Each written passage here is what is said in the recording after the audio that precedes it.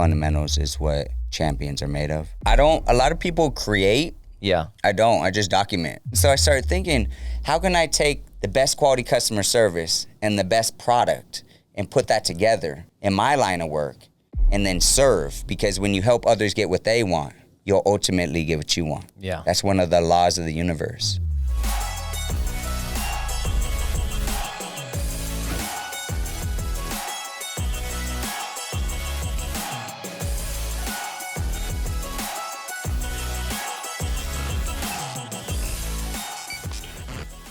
All right, everybody, welcome back to another great episode of the What's Next podcast. I'm your host, Levi Casada, and my man behind the scenes is the Tony Hernandez. Hey, what's up, Tony? What's up, everybody? Tony, you having a good week? Yeah, man, it's a good week. I think I really enjoy filming on Fridays. I don't know why. Yeah, it's Friday, you know. Well, it's Friday. Chill. It's chill, but it's also like still like grinding. You know, we're out here grinding still and like making some content and whatnot. Getting it done. Yeah. And we have a great guest today. Dude, I'm so excited for this. He's a fighter, and not just like if you could hear the conversation on the phone before this. All right. So, well, a lot of viewers, you guys don't know this, but I get super nervous. I think we talked about this last time. Like, I get super nervous before we start the show. I never know because I don't know the guests. Mm-hmm. Like they kind of fall in my lap, and I'm so excited, and it's a good time to when I get to know them and everything. But I met this gentleman in the hallway probably like 2 weeks ago, right? And when you made it big in any industry, right? If you can say, hey, tell my man over there that I'm getting out of this business and see what he says. You know what I'm saying? And then I go and tell that guy, he's like, no way, are you kidding me? There's no way he can get out of this business. That's when you know you made it big. Yeah. When you're making a joke about leaving an industry that they cannot do without you, you've made it big. You made it big. Yeah. You're essential. Yeah, you're essential. Yeah. Well, without further ado, let me introduce the man of the hour. You gotta give him the proper introduction. The proper introduction coming all the way from San Diego, California. That's right. Weighing in at 154, the undisputed champion of the world. That's right. From the Avenue Home Collective, my man, Deven Ortiz. Thank you for having me. What's up, my man? It's a beautiful day. I'm excited to get into this. You guys bring great energy. Love the studio. Love the people around. And like we just met a few weeks ago, it's been a blessing. And looking forward to seeing what we're going to uncover, how we get to know each other over today. We don't have any background on each other. I'm going to tell you what, my background is looking at your social media. We'll dive in. Oh, yeah. Okay. Like that's as far as... So you did do a little bit of background. I do. I have to. Yeah. Like I can't go in here blind and be like, oh, what can I ask this guy? Because again, when I tell you I get nervous, it's because I do look at people's social media. So I get in here and, I'm not coming from this industry. I haven't been in this industry that long. And so when I see like your social media, you're just like, bam, bam. Like you just got it all. Like you got your shit together. You know what I'm saying? You think so? 100%. At least image wise, like you're doing the right things. Your social media, you're grinding. You're doing the hard work. Like I said, you told that joke. You said, go tell my man that I'm getting out of this industry. And I'm like, damn, dude. This guy must mean something if I'm going to go tell somebody else I just met that he's getting out of the industry, and he got all nervous. Like, no way. You made it, dude. Right? Yeah, I feel like I'm my biggest critic, so I never feel like my social media is 100% on point. There's always more I could do. You're always going to feel that way. And that I've been in this industry for a little less than 5 years, so for you guys to be giving me such high praises and accolades feels like, wow, I really have been putting in the work, and I know behind the scenes what I've been putting in, but like I said, I'm my biggest critic, so I always feel like there's more that I could do, even when I'm giving 100%. I'm like, is that really 100%? Well, let's go. Let's dive deep into why you think that. For sure, because you are your biggest critic. And so like for me to see it and like it comes out in your social media, it comes out with like your presence and stuff. Yeah, man, it's there. So I want you to know that. Yeah, no, it's a blessing. Thank you. Typically, I stayed in my lane so much and just committed to the grind and just focusing on learning and just refining that I just had the blinders on. So now that I've started to kind of expand outward, get into podcasts and speaking engagements, etc., using my story to impact the world, educate, elevate, inspire. Yeah. It's a new space for me, and I love it. And I appreciate, I mean, everything that you've said makes me feel good. Good, man. Makes me feel good about all the holidays, the late nights, early mornings, the birthdays, everything that I've missed along the way, because transitioning out of the military, I thought, you know what, I'm not going to miss any more of those holidays. I'm not going to grind as much. But then it's like the day I got out, I was like, shit, if I'm going to do it for the United States government, I better do it for my goddamn self. Yeah. Like, I better do it for my life. If I'm going to wake up early, stay up late, sacrifice, I can't just give it all to the United States government and then go into business half-stepping. Yeah. Dude, that gives me chills, dude. That's great. Let's start from the beginning, though. Let's see where you got that drive from. So you're San Diego native. Yeah. Bleed San Diegan. Like your home is through here. And through. I got it tatted on my back. Do you really? Oh, we'll have to take pictures of that later. If lost, return to, you know what I mean? So they see it just blasted, boom. I was 16 when I got that tattoo. Well, dude, 16? Yeah. Damn. All right, so you're a little kid in San Diego. What was your go-to? What did you do? What did you just rip up the streets? Like, where was your home? Oh, I grew up all over, moved around, went to so many different schools. Yeah. The first part of my life was, say, 1 years old to 5 years old. I was in East County, and I just had a daily dose of violence dripping down my veins. Really? And I felt like my only existence was to merely survive. Damn. So every day it was domestic violence, cops coming, seeing my mom getting her head put through the drywall, broken orbital bones, getting handed dead dogs to have to throw away. Yeah. So many cockroaches that the ground was moving. Jesus. You think it's an earthquake, but it's not. It's all the roaches. Just cops coming and trying to hide drugs as a little kid because I don't want my parents to go to jail, you know? So my sister quit breathing and no one was there. She's turning blue, and my grandma was the only person in the home, but she didn't know the address and tasked me at 4 years old with run to the curb and get the numbers off the curb. I remember just that anxiety of just like, get the numbers and don't forget, and grab them and run back, and just being hopeless and just feeling like I'm just scared out of my mind every day. Did your sister make it?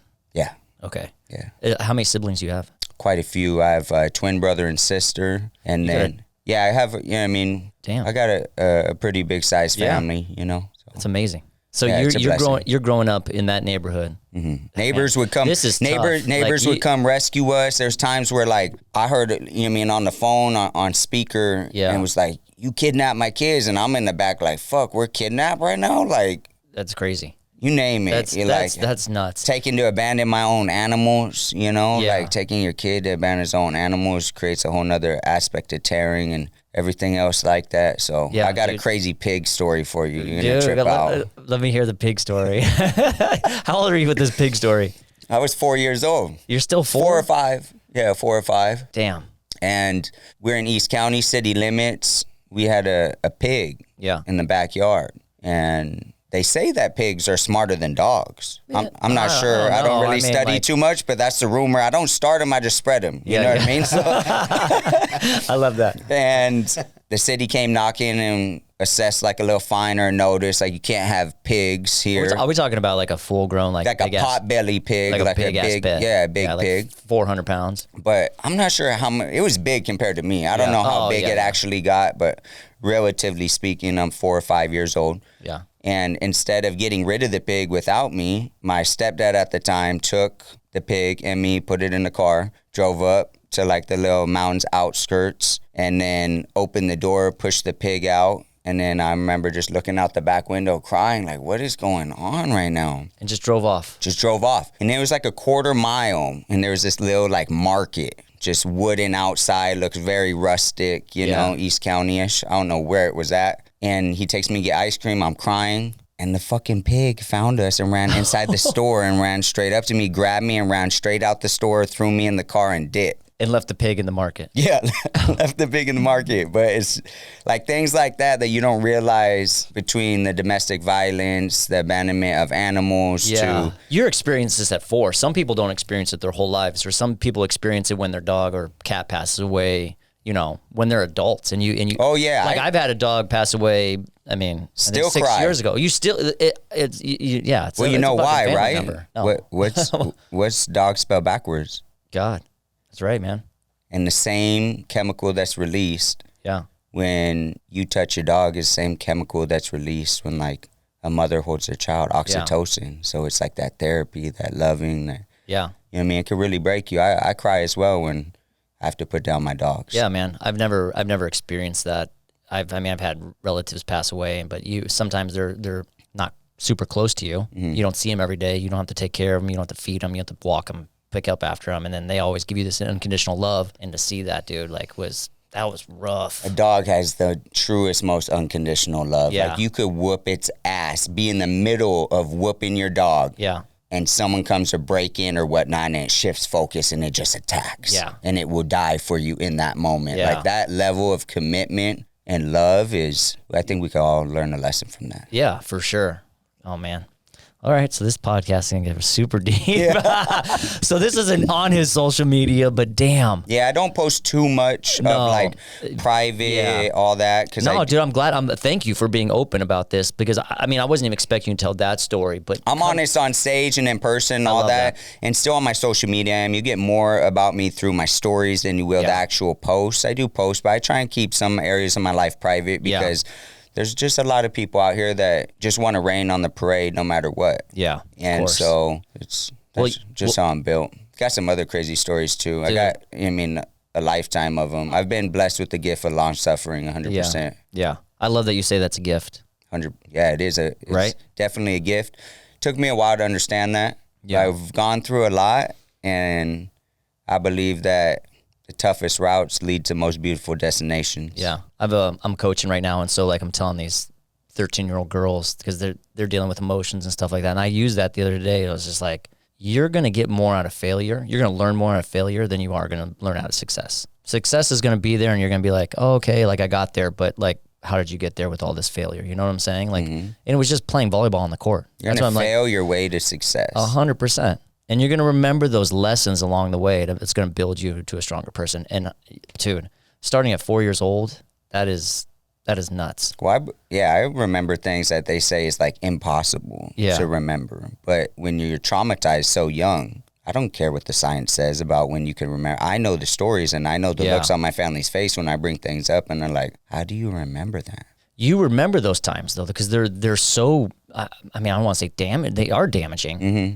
Those are the times you remember. You don't remember the time you go to Disneyland at 3 or 4 years old, or, you go and do something fun. You might remember a little bit of the details, but when you remember looking at that fucking pig and crying at 4, dude, that's or like the dead dogs. The dog had puppies, and my mom was like, hey, here, go throw it in the trash can. You're a tough motherfucker. I didn't realize what it was building me into. Yeah. Right? Yeah. So you get past all that. You're going into high school. Where'd you go to high school? Well, first I was suspended 29 times by the time I hit 9th grade. All right, let's go back a little further then. So high school. That's good to know because you're seeing all this stuff. Violence is just fulfilling your life, right? Mm. That's what I was going to ask next. Like, how do you're sitting here today, man. You made it, but like 29 times. 29 times. Expelled, suspended? Oh, yeah, suspended, expelled, got kicked out of high school my very first year. Yeah. And so there came a point in my life I was like, Mom, who's my dad? She's like, you want to know who your dad is? I do. Stand by the phone after you get out of school. Boom. Stood by the phone, mounted on the wall, right next to a window. Damn. Phone rang, picked it up, said, hit option 1 to accept this collect call. Yeah. From Donovan State Penitentiary. Hit option 1. Deep voice comes over. Hey, is this Deven? Yes, it is. This is your father.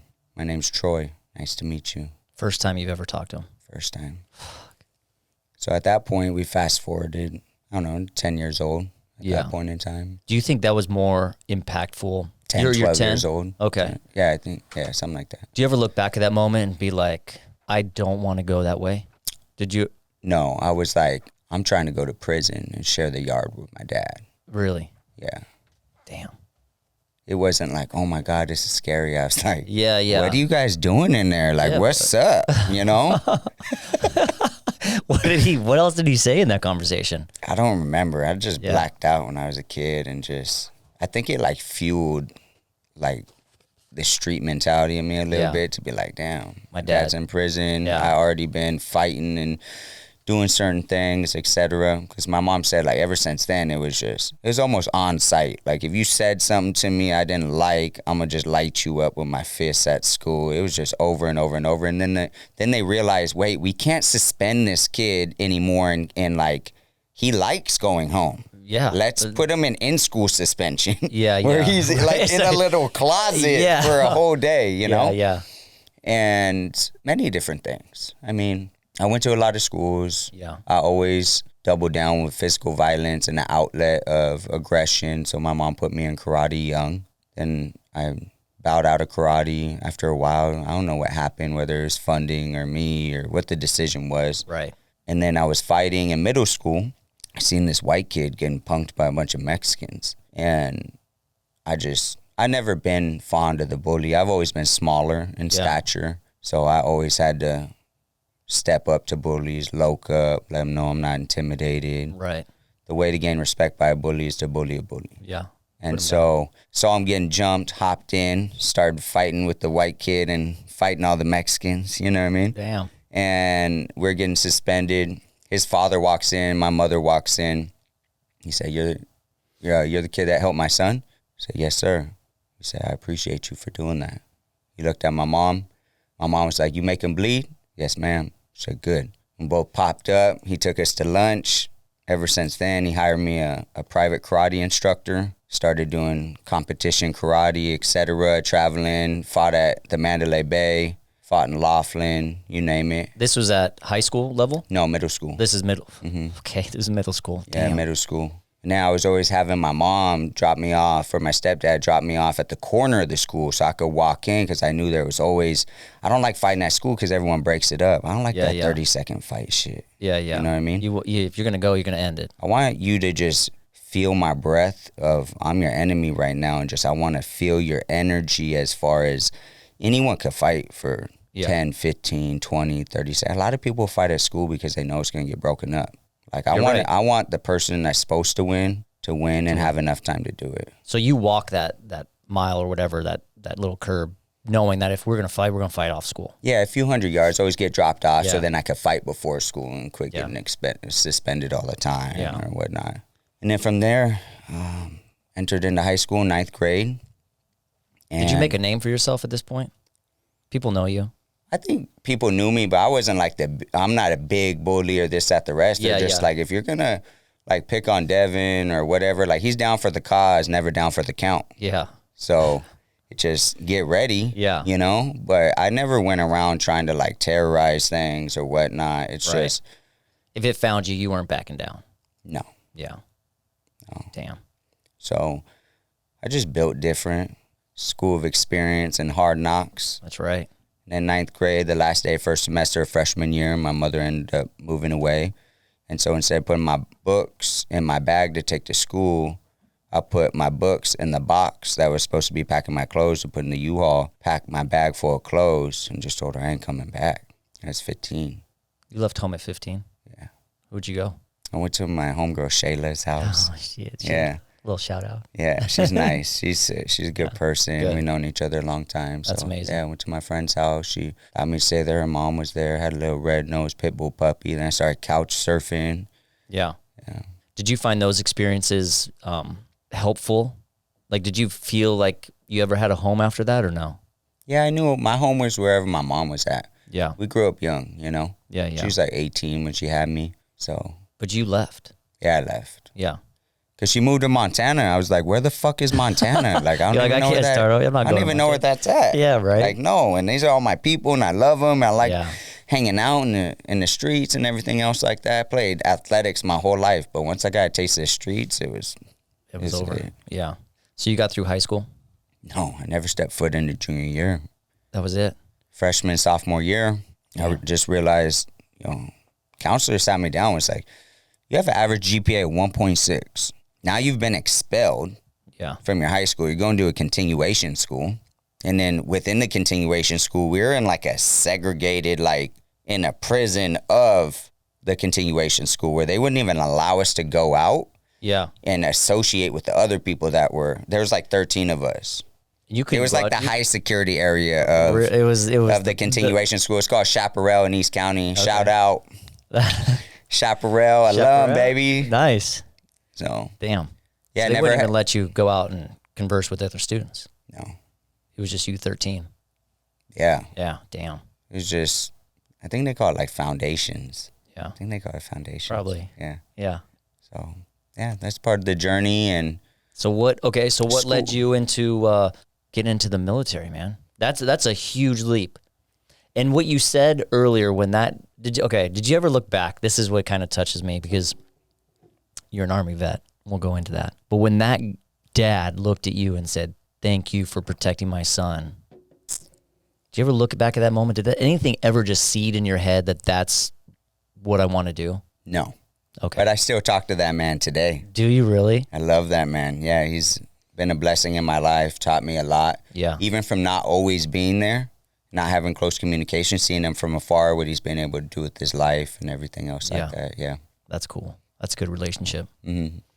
So what made you want to join the military? Society just gobbled me up and spit me out. I was trying to get jobs. I was working construction, doing a bunch of stuff, and it just spit me out. And I realized every time I go in for an interview or to do something, they didn't have a way of scanning and seeing what my drive was, what I was capable of doing, what I'd be worth doing, that I'll break my back and do whatever, just give me an opportunity. It was, you're a high school dropout. Yeah, profiled you.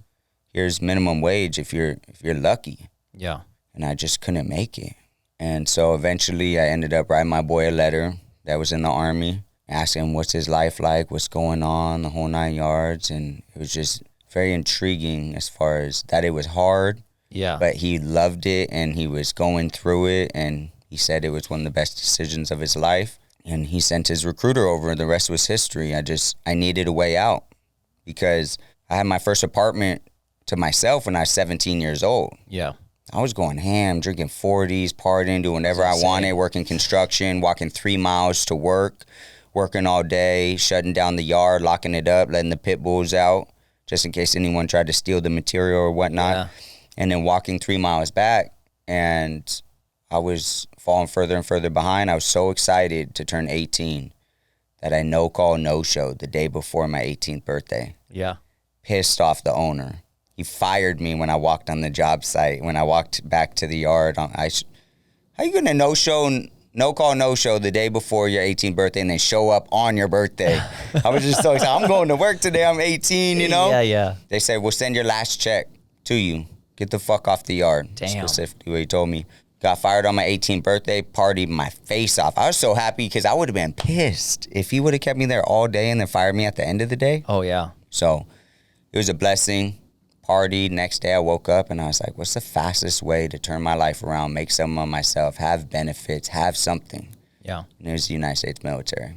And for most people, such as myself, that come from like an urban survival background, things that just end up happening, the only way to get out is athletics or the military. That's an incredible like epiphany, because your background, just listening to everything you said and everything, it's like 18, you could have fucking partied your ass off and just went and just got another job at a construction site or something else. But instead you're like, I got to do something. Well, I had so much life experience by that time. Like what the kids want to do when they turn 18 to go and party. Yeah. And the things they do and everything else. I got that out of my system at 13, 14, 15, 16, 17. I was already burnt out. I'm like, I'm good. I've been there, done all of that. Like, you guys barely got out your parents' house? Yeah. Damn. Do you think the challenge was there? Did you like the excitement going into like boot camp and stuff like that, thinking like how hard can these guys even push? No, me? I was out of shape. Took me a while to clean up for the drug test. It's hard to believe you were like, ever out of shape, dude. I was out of shape, especially for military boot camp type of thing. And it was a dose. It was a heavy dose of reality. Yeah. Laying there just in reception, reading all the like just suicide notes in there, or just how bad it sucks or how horrific it's gonna be. You go to the shitter.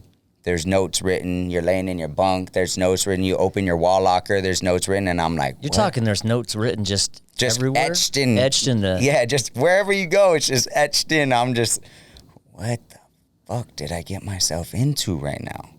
I'll get a little homesick. Yeah. Where would you... Were you not here?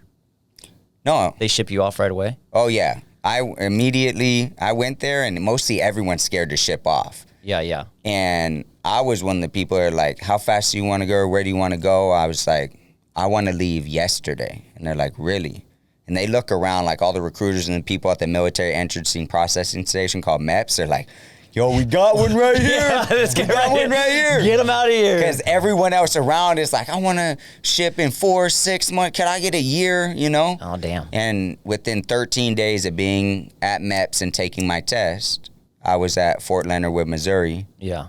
I called my family. I told them I'm leaving for the military. No one believed me. They're like, there's no way. I'd like convinced some of my family to see me because they just didn't believe that I was joining the military. But I believe it was the spirits of my ancestors. Yeah. Some came into me and told me, like, you have to change because everyone's dead in prison, no ambition, addicted to drugs. Yeah. You got boys with colostomy bags because they're shot, you mean? You name it. Yeah. And so, or just a lack of ambition. Yeah. You got guardian angels, man, for sure. I know I do, for sure. I know that I'm the chosen one of my lineage to break the generational curses, and I have my loved ones fighting on the other side. And so every night when I go to sleep, I'm blessed. I say a prayer, and I know that I could be taken in my sleep every night. Yeah.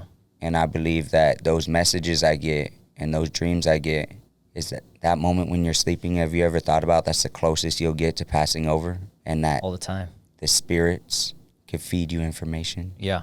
Fuel your soul. Speak to you. Yeah. It's different. I have kids too, so I think about it a lot. Like I pray. I think I pray more now than I ever have. I pray a lot all the time. I'm driving here and I'm praying for people. Yeah. See a guy riding on his bike. It's raining outside right now. Pray for him. Bums, pray for him. Someone that's mad and triggered, pray for him. Yeah. Damn, dude. Yeah. This, look at Tony, but I was not expecting this podcast. No, I'm serious though. Like I see what I see from your social media. I don't get to see the fucking, and people don't understand the hard times that you've had. Like everybody's like, oh, you know, you're a realtor. How hard could your life have been that you became, you know, a well-known real estate agent? It's like, holy shit. I'm sitting here believing, like, you know what I'm saying, man? This gives me chills. That's why I'm moving on. You moving on? Moving on from real estate, pivoting a bit. It's just, I'm over it. I've been here. My name's on the rafters. Yeah. I've done what I've done in a short amount of time. I'm blessed for it. But I think one of the greatest human acts is to inspire others to do great things. And I know that if I just stay here as a real estate agent, that I'm letting myself down. Yeah. I'm letting my community down. And so we got to go bigger. We got to play bigger. Like, who am I playing small for? Yeah. The days, you can count the days or make the days count, baby. Yeah. When you were in the military, was it tough? Did you want to fight in the military?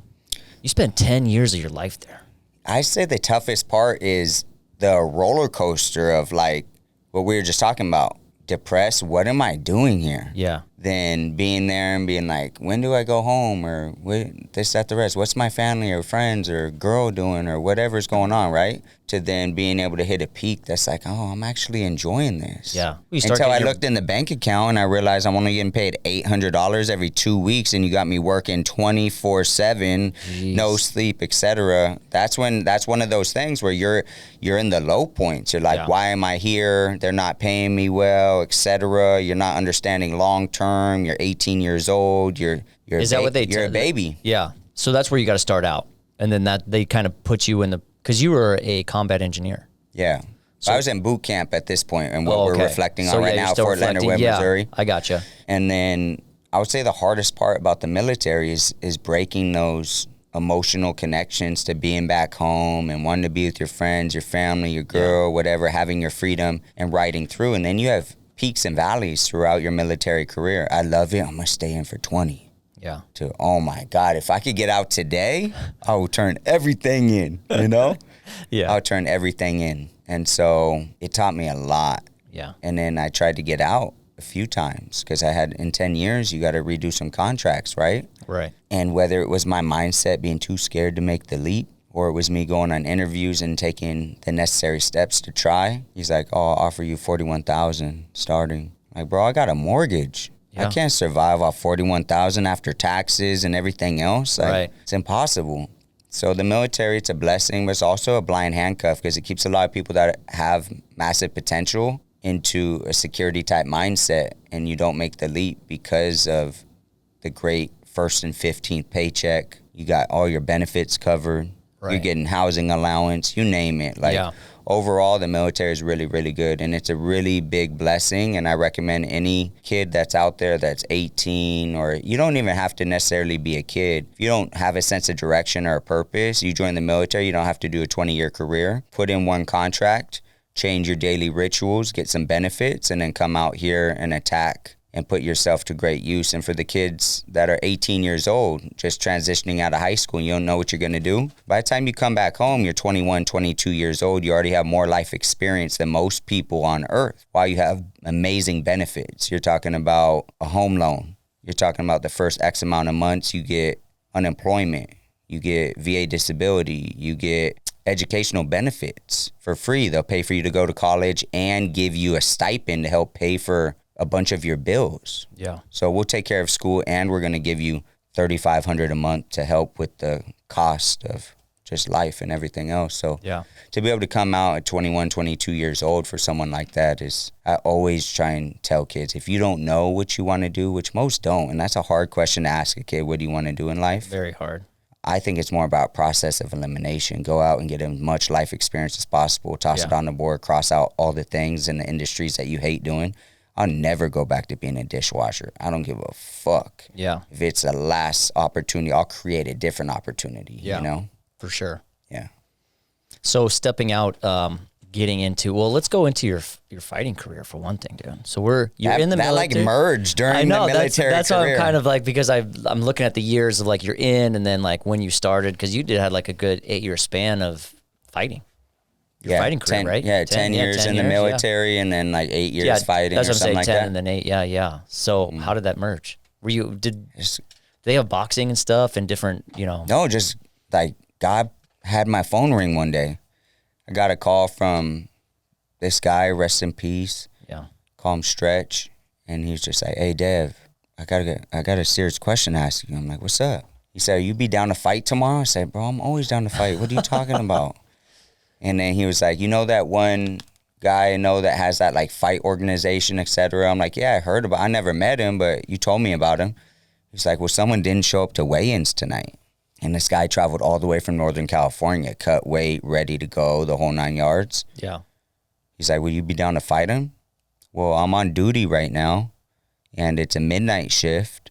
Like, what are we talking about? If it don't make dollars, it don't make sense." He's like, $400. I said, "Done. I'm there." For just fighting, dude. Just for something fighting. That you just love. He said, I was like, "I don't have any equipment or whatever." He was like, "I'll bring the gloves. I'll bring the mouthpiece. I'll bring the shorts and the cup. You just MMA or is this, MMA. Yeah. You just show up with a can-do attitude." I was like, "I could do that." I don't doubt that. Damn. So he picked me up, took me up there, worked the graveyard shift the night before. Got my ass whooped. Yeah. Did you really? Big karate kid, like 6'3", 5% body fat, but I showed so much heart. So height doesn't matter. It's all weight. It's all weight. It's all weight. Yeah, you could be. So your reach is just, his reach was way, way bigger. Yeah. Yeah. Yeah. He kicked me in the head so hard, everyone said, "We thought you were going to go like Mimi's, like you're out." And you were just Frankenstein, just kept coming. Dude, kept coming. Was this Nate Diaz over here? And just showed so much heart that I won over the crowd. Yeah. I won over coaches, people that own gyms. People are asking me like, "Hey, where do you train?" Or, "Hey, come train with us," etc. I was like, "I don't train. Like, I just got the call." I was so tired. I thought my heart was going to explode because I was lifting weights. I was in the military, focused on being like bulky, Instead of endurance. Look good, feel good type of thing. And was not doing endurance, fight training, Tabata training, nothing. And so how did your buddy know that you were like ready to pounce, dude, like ready to go? Well, because we would hang out at a tattoo shop. My boy had a tattoo shop in San Diego, and we would, throw on the boxing gloves, push the couches to the side, and just kind of chunk them. Yeah. Get after it a little bit, friendly competition. He just called me, and ever since that night, you still ask people to this day, "Hey, what about Dev's first fight?" They'll be like, "Oh my God, let me tell you, this dude straight ate knuckle sandwiches and head kicks and everything else." And I exhausted the dude so much that I ended up taking his back, almost choking him out but my arms were so tired, and I didn't know that you put in your hooks. Yeah. You use your legs, so my legs were just hanging out and everything. People are probably like, dude, hook them. I could have pulled it off, but I remember just entering the third round and telling, I forgot, I don't even know who was in my corner or whatever, but just, I can't lift my arms. They're so full of lactic acid, I cannot lift my arms. Does that actually happen? Like how? If you're not conditioned and you go into a fight, people have it happen all the time. That's why you see hands going from here to lower, and they get K'd. And they get K'd. In their head, they're like, this is as high as they go. Like, that's as high as you could physically. You know what lactic acid feels like? It's like when you're doing any type of rep and it's burning, and then you're like, this is my last rep, but you keep going, and you're just mentally in it, but then eventually you have to let it go and put it down. Yeah. And all of that feeling that you get, that's the lactic acid buildup. Yeah. And so when you're in a fight and you can't lift your arms and you can't properly defend yourself or attack, it's just, you got to go out on your shield, baby. Yeah. Show that heart. Yeah, you just have to. I was so tired, I went to the back. I thought my heart was going to explode because I could just hear it. Boom, boom, boom, boom, boom. Walked out, and I went in his locker room and laid down. I thought it was my locker room. Did you go, he's all. He walked in and he was like. So you pick him up. He was like, bro, you're tough as nails. Where do you train at? I don't train. Yeah. You just seen the look on his face. Tank Abbott coming off the fucking. He was just like, bar. What do you mean you don't train? Shit, it's almost a disrespect to him, you know? But you didn't mean any disrespect. I didn't. Because you're being honest. I could barely even talk. Yeah. I could barely even talk. Yeah. Well, he was nervous because you almost had him. Almost had him. Damn. So did you still get the $400 though? Yeah. You okay? Just for showing up? Just for showing up. Oh, okay. Would you have won more if you won the fight? I don't know. You don't care. You can fuck $400. $400. Yeah, probably not. Yeah. So that started your career, man. Next day I went into work, military. They were like, "Oh, you could just sit down for the day." Your face represented. They literally told me you could just sit down for the day. You're like, hey, follow my finger. Like, you look that fucked up. Yeah. Damn. But it's all good. Yeah. Once I healed up after like 48, 72 hours, and I immediately... Takes that long? Well, I was still working and doing stuff. I was just a little sore, you know, and then I wasn't fully healed, but like enough to go back to a gym or call someone that gave me one of their cards. I was getting cards. People were like, call me. Come train with us. That's crazy. And then the rest is history. You know what I mean? Got back fully into martial arts. I was weighing 180 pounds at the time. First fight, I weighed 180. Second fight, I weighed 170, 171. Yeah. Third fight was catch weight at 160. Fourth fight was 155. Fifth fight was 145. Then I fought like... Wait. You started at 195? 190? I was 180. 180, 185. 185. And you worked all the way down to 140. The other guy was 6'3", 185 pounds, but 5% body fat. He started in cruiserweight. Yeah. Went all the way to what, lightweight? No, I went all the way down to bantamweight, 135. I was going to say, dude, you dropped 50 pounds? I almost died. Yeah, I felt like I was dying during those weight cuts. How long did that take? How many years is that? Or is that just months? No. To get all the way, those are all fights, right? Yeah. I think by like my second year, I was able to drop down into, 145, fought a catch weight 140, then 135, and I was like, whoa.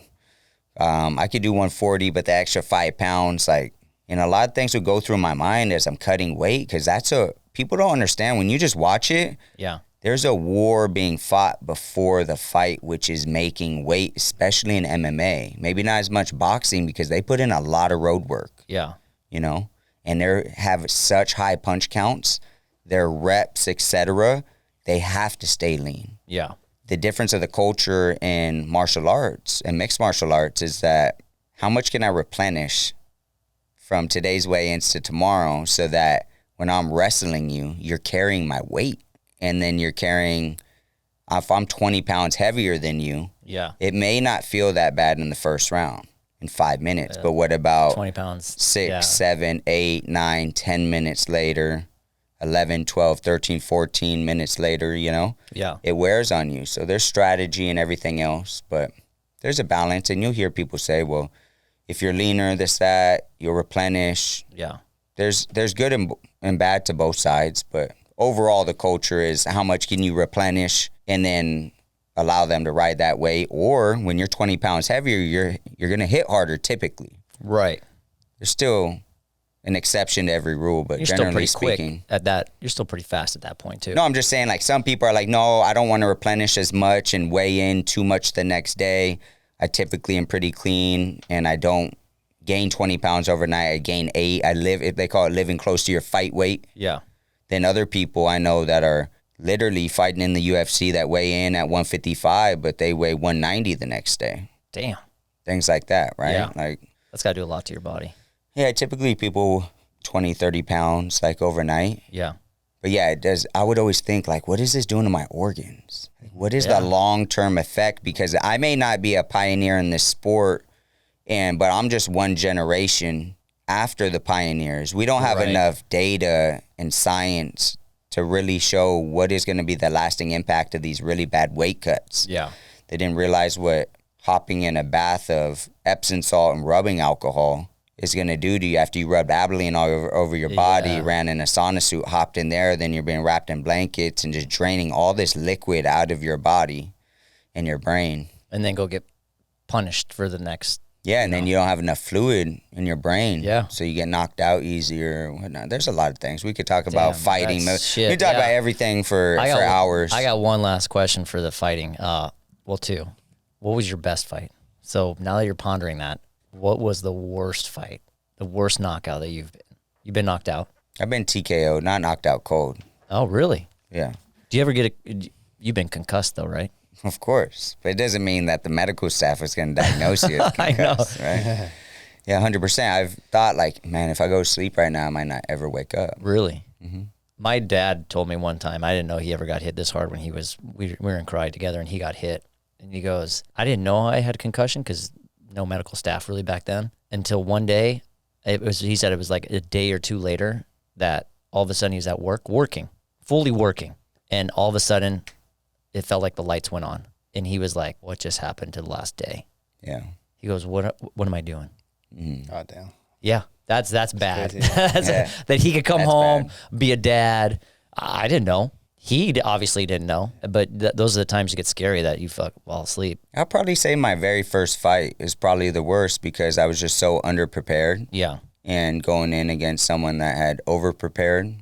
Right. In a weight class that I don't belong in. Yeah. So I'd say that was probably the worst one. Because, so you're ready for all the other ones. Yeah, I mean, I trained so hard. Yeah. And put myself in such bad positions that the fights are the easy part. It's the training camps that are the worst part. That's truly the worst part is the training camps. Fight nights when you have fun, baby. Yeah. It's time to put this all together. Let's go ahead and operate under the lights. Everyone's here to watch you. Yeah. Don't get your ass beat because your mom's watching. Your loved ones, you know? Yeah. But, then my coach cracked my jaw one time. Did he really? Yeah, he's an assassin. Yeah, I have some great coaches. That's one thing I'm so blessed to have is my martial arts coaches. A lot of people attribute like my success to military background. Yeah. And not as much to my martial arts background, but I've had some amazing coaches. Like my coach Casey over in Lithuania, Coach Carl here in San Diego, Coach Billy. Man, I've had so many great coaches. Yeah. That have just given me so much great information, technique, examples of how to study the little intricate details that add up and focusing on the fundamentals all the time. Yeah. Because fundamentals is what champions are made of. And seeing them study tape, how they live their life, and the men that they are is truly what's helped shape me into the man I am today. That's amazing. My coach Nia, he's not only one of my coaches, but literally helps guide me, train me as a man, and help me transition successfully out of the military. Like I have blessings of coaches, and I've learned so much, and martial arts has just brought so much to my life. And I just got done training this morning with my coach Nia, you know. Yesterday I was training with my coach Mel. So you're still doing this? I live martial arts. It's in my life. That's amazing. I gotta stay ready, so I gotta get ready just in case it pops off, you know? Yeah, I got you. And then Guess it needs to close a deal in the house. Yeah, it's so much part of my life. Yeah, I can't let it go. Martial arts teaches so much: accountability, discipline, intestinal fortitude. It's amazing. Resiliency. Yeah. And everything always leads back into faith and spirituality. Yeah. It also helps you be humble. You know? Yeah. Oh, 100% humble. Yeah. Yeah. And you realize there was always a bigger, better dog. Yeah. And that this is called like a little dose of humble pie, you know? Yeah. Right. Knuckle sandwich. Oh, yeah. Yeah. I mean, I not like you, not trained. I'm not comparing my life to you, but like I started when I was 6 in karate, you know, kind of like when you did too. Like you guys got thrown into it. I don't know if it was because I think my mom told me recently, because I thought it was because of bad behavior. She goes, no, it's just you were so shy and you just need to get out. And so like my dad and I joined together and we had a good time through I did it for 10 years. But that was the time that when training was this was like old Okinawa karate, where like your sensei would come up and hit you on the top of the head with a knuckle and you'd be like, all right, I'm listening. Yeah. You know, it wasn't like, hey, you got to be nice. You're on camera because, you know, what you're doing to these kids is not okay. But I mean, I got shoved around by big dudes for a long time. And you're right. It's these mentors in your life. I think martial arts instructors, you know, coaches and stuff like that, they're there for you, you know? Maybe it's just us that like, it wasn't just like, here, do this and then give me a paycheck. For me, it was something else. Like I'm still really good friends with who they are, like my sensei and stuff from, you know, shit, he's getting old. I went to his 80th birthday probably last year. And I talked to all of them. It's just when you suffer together, when you train together, there's so many things of learning lessons of life. 100%. In martial arts. Yeah. It's not about the forms. It's not about weight cuts. It's not about these things. We could talk about it so much, but I understand. I feel what you're talking about, and I love all of them so dearly. I still reach out, talk to them, spend time with them. Yeah, that's incredible. So let's go into what we're actually not really actually here for, because I don't really care, because real estate's going to happen because that's your career. But so transitioning kind of in your life now, you're a fighter, you're in the military. I read somewhere on your bio, not somewhere, on your bio, that you've had some bad transactions with real estate agents. Mm-hmm. That's what kind of got you into being like, this can be better. Yeah, they did the best they could with what they had. Yeah. And I used to attribute it to them being bad agents. But then I realized after I became an agent, that it wasn't just them, that substandard performance is just accepted widespread in the real estate industry. Yeah. And it starts with the way that they built the system. Did you know that the real estate license is the second most held license in America? Really? You know what number one is? No. The driver's license. Seriously? How many bad drivers are on the road? Oh, my daughter knows. I asked her, I said, hey, do you think you know how James Bond has a license to kill? Like, I just want a license to punch. Like, I wanted to be okay that I could just punch idiot drivers all the time. You know what I'm saying? And she's like, that's terrible. You're a menace to society. I'm like, no, I'm actually creating better. I'd make it better. Yeah. Because they'd be looking out for me like, oh, shit, I don't get punched. But the world would be better if you can serve knuckle sandwiches. Yeah. For real. Like, so you know when you meet someone and you're like, you've just never been punched in the mouth. Yeah. Well, it's funny. I'm talking about just school drop-off. I'm like, I'm punching 5 people already. Like, you know what I'm saying? In my head, I'm like, dude, this is school drop-off. I haven't even got to the freeway yet. Yeah. So, yes, I know how many bad drivers there are. So imagine how many bad real estate agents are out there, right? I got you, yeah. So my first real estate agent wasn't his fault. I called him and said, hey, I was just told by this new construction company I had to have an agent. He's like, what? Where you at? I was like, I'm in San Marcos. I was like, they said I have to have an agent or something like that. Like, can you come in and help me fill out this paperwork so I could buy this house? He's like, I'll be right there. You know, like probably the easiest deal you ever closed, right? 100%. And then plus new construction, they take care of everything. They really strip anything that you could do for your clients away from you, and they operate all by themselves. Oh, okay. So I was just really bummed out that all I got was like a 6-inch, $8 plant from Home Depot. Said thank you. When I called him and landed him probably the easiest transaction of his life. So that kind of rubbed me the wrong way. I got you. And then I bought another property and I told the agent, hey, that house, you know, like on the pictures, like I want that. It's a little bit above what I'm pre-qualified for. He's like, no, we can't disrespect them like that. It's like listed at 640, 645. And I was only approved at that time for like 580. Yeah. Something like that. He was like, we can't. I was so like, he wasn't going to go out to bat for you? No, definitely not. And he told me no, and I just was like, okay, whatever. But then I seen a price reduction like a month and a half later to like 625. I called him. I'm like, hey, come on, let's try. And he's like, all right. And then I read into the little notes that it had unpermitted square footage, etc. So I told him, hey, if I'm going to buy this house or we're going to even negotiate, etc., I have to speak to the owners directly. That's impossible, Deven. Can't do it. We got to look at different houses. Nothing's impossible. And if you don't do it, then you're not going to get the commission check because I'm going to buy this house. Yeah. He calls me back and he's like, all right, I made it happen. We're going to meet the listing agent, the owner. You're going to go up with me and we'll all sit at the table. I negotiated my second deal by myself with my agent right there at the table. Yeah. He didn't even add anything. You were just doing all the talking. Yeah, talking. You mean, what's going on with the property? What have you done? What have you not done? Where's some challenges with the unpermitted square footage? Over 2,000 square feet of unpermitted square footage. We walked outside. Like, hey, I think like 580, 588, something like that. Yeah. And you got it done. We walked in, told him, he said, let me talk to my wife. They accepted our offer. And that listing agent had called me that night and said, Dev, really, we want something like this. Hello, is this Deven? Yeah, this is he. Hey, this is the listing agent from the property in which you visited, and I just wanted to let you know, first, don't tell your buyer's agent I'm giving you a call, because this is not okay. Totally against the rules. Totally against the rules. But I just want to let you know that you conducted yourself very well at the table, and if you ever shall get out of the military, you should seriously consider real estate.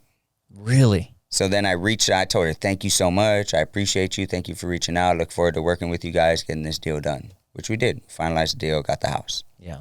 I asked the real estate agent, hey, if I get my license, can I come and work for you? The one that called you? No. The one that helped, that helped me, yeah. Yeah. He was like, yeah, absolutely. I'm like, where you get your license? Boom, got it. Got the, the online thing. Yeah. I went and it was 1 day a week or something like that. And then the rest was online.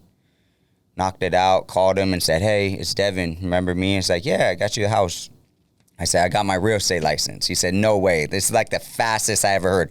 I failed it 3 times. You passed on your first try? I'm like, yeah, I don't know how, but I passed. Yeah. Got the paperwork, like, what's next? He's like, let's start. What's next? Yeah. So then I start to work for him. And I realized that, hold on. Okay, I booked my way out of the office. That was rule number 1. You don't get to go on appointments unless you book your own appointments. Yeah. Then I go out there, then I convince someone or whatever, like they convince themselves they want to buy this house. I want to write an offer. And I'm like, oh shit. No one's ever taught me how to write an offer. And no one's ever reviewed any type of documentation. Isn't that fucking crazy? That you can go in and get a license for something like this and you have nothing. They set the system up that way. It's fucked up that you literally are guiding people on the biggest financial transaction of their life. Yeah. And yet you only train these agents on the laws that uphold the contracts, but you never actually train them or test them on any of the contracts, disclosures, escrow forms that are ever utilized in the transaction. Isn't some of the tests too like the history of San Diego? It's like some ridiculous thing. You're like, why do I need to know? Not necessarily like history of San Diego because it's a California-wide test. California, yeah. But there's always things like that, right? Like, what's the history of this, whatnot. Yeah. But easements, water rights, etc. Not that those are bad things to know, but what's the daily practical application that you guys have completely breezed over? And I've spoken to lawyers at the state of California in regards to this, and they're like, well, we don't train people on it because the contracts change so much. It's like, that's bullshit. Is that the answer that you guys really believe in your soul and that you tell everyone? And who bought off on that? Yeah. Because if that's true, I got a bridge in San Francisco for sale. It's called the Golden Gate. It's BS. That is BS. So I'll be the person that changes the tide. I'll be the person that says, hey, these are all the flaws within the industry. So I wrote a list as a consumer. I was 21. I bought my first property. 27, I bought my second one. I wrote down all the opportunity for growth I saw within a consumer-facing lens. Right. Then when I joined the industry and now I'm a sales agent, I wrote down all the opportunity for growth that I saw being on the sales aspect. Right. I said, how can I ensure that my clients don't feel this way and that I can protect them knowing all these things and cover all these cracks in the foundation? Yeah. And so that's what I started focusing on doing and holding people accountable, which is also why I got fired from that guy the first 6 months. I got fired by my first 2 brokers and my first lender. So I got fired 3 times. How does that conversation go? They just say, good luck? No, first it was like, hey, we need to talk with you with the broker, etc. We're in a meet. It was him, then the broker. Yeah. We're in there and they're like, hey, this guy came in trying to find out who Deven Ortiz was and wanted to fight him. Like, that's unacceptable and not okay. What's going on? This, that, the rest. I said, he's mad because I'm a new agent. I talked him down $100,000. And so he's pissed off because he's the agent. He said he wants to fight, etc. I said, run up or shut up, homie. My address is literally on the contract. Yeah. And so I guess he showed up. I wasn't there. Yeah. But he showed up and he wanted to fight me, and they thought that was an issue. I look at it as you guys should have highlighted that as a case study, a new agent getting a $100,000 price reduction. Literally rattled the cage so much this dude showed up to fight because his emotional intelligence is so low. Yeah. And highlighted that as a case study and a golden star for this brokerage, but instead your guys are punishing me. It's bullshit. And so I would jam them up. I'd be like, hey, we call ourselves whatever team, but yeah, we're never on time. Right.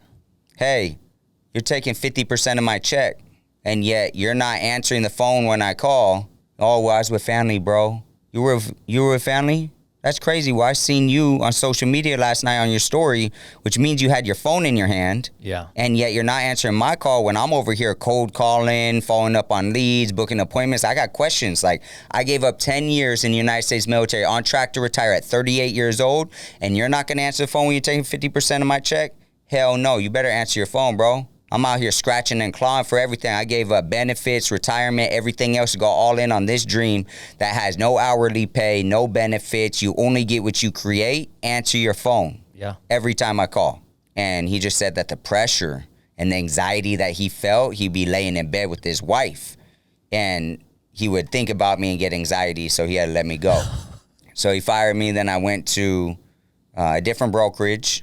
Damn, dude. Got a gang of more training. I'm blessed for the first mentor and him and everything. Yeah. Second one really provided me some great understanding. That's where I learned the psychological aspect of sales, decision-making, why people make decisions, values, beliefs, Yeah. negotiation skills, pauses, stuttering, etc.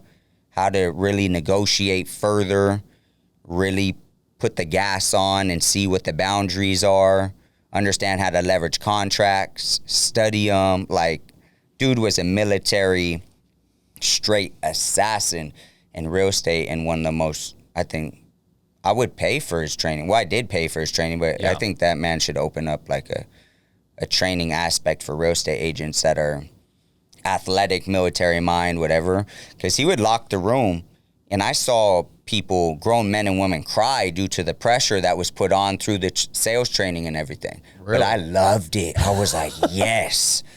Yeah. Because if you put yourself in a position, you didn't study last night and you went and Right. fucked off and you went drinking and did whatever, that's Yeah. on you. I would get nervous too. I wouldn't front. You'd be like, Deven, you've been in the military. Don't be so nervous right now. Just, you know this, you know? Yeah. And recite it out. And now to this day, I could still rep things out. That's cool. Those people are hard to come by because our society has gotten so weak So weak, no backbone. that we just can't. We give up easily. We can't handle the pressure. No pressure, no diamonds, baby. Yeah, dude, you come out with all these things. I love it. But yeah, so that's your second brokerage. Second brokerage, then he fired me. I got a phone call. I was doing a verification of property condition, which is a final walkthrough. Yeah. I'm like, man, I'm getting an opportunity. I just finished these listing trainings. I'm transitioning from buyer's agent to listing agent. I'm like, this is it. Like, he's calling me. He's like, Deven, you have to turn in your key within 24 hours. What the fuck? I said, bro, what are you talking about? I got to turn in my key. He said, you spoke up during a meeting. I wasn't there. And on top of that, you are doing things and speaking up about things that are making people not depend on my marketing. I pay so much in marketing. I want them to dedicate as much time as I want them to on my leads. And you were kind of changing the fundamental thought process or speaking up against the machine when I hire single moms for a reason. I hire specific people that are in a life circumstance where they depend upon my machine, and I spend marketing dollars, and it's like blind handcuffs. You know what I mean? Yeah. So I spoke up during that meeting, got snitched on, obviously, got fired. And I just told him, I said, you ain't gonna fucking fire me over the phone. Like, where you at? Because when I came here, I told you last guy fired me. I won't lie, cheat, or steal. You said you were in the military. We're brothers. If you don't lie, cheat, or steal, we could work through anything. Yeah. He's a great salesman. Did he meet you? No, but his wife did. We met, talked, was let go, you know? Yeah. I was bummed out. It was like, I think December 2nd, December 3rd, right before Christmas. I told him. And then I'm telling you, how do we change anything? How do we change stuff in life that if we don't ask those questions, you know? If we don't speak up and say, hey, this can be better, or this is, I need to know more information. Well, that's just why I love where I'm at now, is because I ended up leaving there and then going under someone's, wing that allows me to be me, allows me to speak up. 100%. She understands that maybe rough around the edges, growing, but I really do have a heart of gold. I'll give you the shirt off my back, and I'm open to listening, and I'm not closed-minded. Like, it has to be this way or that way. I'm like, okay, well, what's your perception of that? And I've been working a lot on my personal development, spirituality, etc. And he was just running a dictatorship, not a democracy, which was opposite. He supplied a bunch of leads, wants to take the biggest chunk possible. She doesn't supply any leads. Yeah. She doesn't do any of that. She just provided me like a great, healthy environment, and also gave me some, how would I say, just family coaching, spiritual coaching, life coaching, guidance. Do you think at this point in your life, that's like the biggest, because I also saw that you just went to Peru. You had a very spiritual moment out there. I've been to Peru a few times. Have you? Yeah, 3 times. Yeah, I love your photos. Those are cool. It's been a very big blessing in my life, and something that I feel is kept on the hush-hush. And I wish more people knew about it, had access to it, because it's just healed a lot of those childhood moments for me. That's allowed me to look at those differently. Look at it as the gift of long-suffering. Look at it as a blessing in disguise. Look at it as it's part of my journey, and it's okay. I still have it better than most and worse than others. Yeah. And let me use my story to impact the world. And every one of us has a story. Just everyone's afraid to use their story. And that's why no one has any ability to connect, because our walls are so high, like I was telling you before, right? Yeah. When we're in the elevator. And so I like to think that I build bridges, not walls, baby. I ain't Donald Trump. Yeah. You know what I mean? Like, I want to build a bridge with every single person that I meet. And what are you up to? What do you need? And how do I contribute on the spot? It's not about real estate. It's about life. It's about that you are me and I am you. That you are my brother, whether you know it or not, and that we're all going to go back to the same original source that brought us here, and that there's a reason why in 2023 we're sitting in this room here today sharing information. Yeah. There's a bigger cause for it, and it gets deep real quick. But yeah, it does. So the real estate aspect's been a blessing. I lead by example. I think that's why a lot of people take onto my brand, is because I've used FHA, conventional, VA loan products, hard money, purchase all cash. That's all 5, baby. Like, how many agents do you know that actually don't just say it and talk the talk, but they walk the walk? Right. And I could show you case studies of every property. I could tell you about my mindset, the gut pressure, the stresses, the anxieties, the outcome of it, how big of a blessing it is to been able to leverage debt I would never been able to get my hands on to set me up to get financial security and financial freedom in the long term. Well, I can also talk to you about mindset, the battlefield of the mind, mental resiliencies, everything that I've been through, I've had to overcome. Yeah. Leaving the country, going down to Peru to do something called ayahuasca, which is one of the best spiritual medicines, or the best spiritual medicine that I personally know of, and it's impacted my life in a tremendous way, and I'm very blessed for it. Yeah. And so I've been down there. I've done multiple ceremonies. I've done 7 ceremonies of ayahuasca, 2 of San Pedro, and it has totally changed my perspective of life, my belief system. how I understand the world, how I communicate with people, heals my traumas, gets me to actually understand, also allows me to, it's opened me up. It's medicine for the soul. It's done tremendous amount of blessing, and it's very scary. It's very frightening. You have to be courageous to do it. Yeah. But if I'm already in hell, why am I going to put down a seat and sit in that motherfucker? You know what I mean? Like, no, I want to, if I have to undergo more pain and more craziness to have a brighter outcome, I'm going to do it. And that's what I felt, at least for me, and the way my life has been and my previous generations and the way my soul has. I went through some dark moments in those ceremonies. But I have some great insight, and it heals me. It continues to heal me. It continues to work on me far after the medicine's out of my system. And I wish just more people knew about it, because there's literally people like this gal that left right before I got there in my first ceremony that was raped 26 times. That never wanted to have a man even touch her. Yeah. And rightfully so. Rightfully so. And yet, by the time she left the treatment center, she felt that she was able to have a relationship with a man again. Yeah. You're talking about healing PTSD to anything in all walks of life. Whatever it is that you're battling in your life that you tell no one about, maybe you tell other people about, or your deepest, darkest secrets, your skeleton, you want a clean slate, you want to reset, 100%, it's ayahuasca, and it's medicine for the soul. It'll heal you, and it'll set you free in this lifetime. That's impactful, man. That's crazy. It's just hard to articulate. I wish I could, but it's very hard to articulate. No, I get it, man. I need that. I think a lot of people need that. Most need it. Except for we have white, what did they say? Those medical lab coats, white lab coats. The white lab coats. And like in a pill format. They're like, here, let me just numb you. Yeah. So you shut up. Yeah. Then it causes symptoms. And we can go down that rabbit hole all day. Dude, my mom's been cut open 62 times. She ain't even 52 years old. Jesus. I do not like the medical system. Yeah. It's great. It does a lot of good, but it does a lot of harm. Yeah. And once I started understanding that the military is a $1 trillion industry, the prison system's a $1 trillion industry, the food industry is a $1 trillion industry, and they poison us, which then creates another $1 trillion industry, which is the medical field. Yeah. And I started paying attention to the way that the system's built. I was like, whoa, I love the military, but this ain't my way anymore. I need to get out. Yeah. My soul was telling me. I started getting anxiety, started getting depressed. And so I made that transition out, been through all these real estate endeavors, getting fired, getting kind of shit on, I feel like, because, I mean, why wouldn't you double down on a workhorse like me? But also I know some of it was myself and just my like, let's go every day. Yeah. And people can't maintain the pace. Your hustle is unparalleled to anything. They can't maintain the pace. It burns people out. They're just like, too much. And it did build anxiety in my soul. It created things. I just didn't feel good manifested inside of my body, you know? So I had to let that go. I had to do that healing, and now I'm getting to a very good place in my life, and I feel like I haven't even hit my prime. It's been a big blessing. Dude, I'm excited to see what you can do.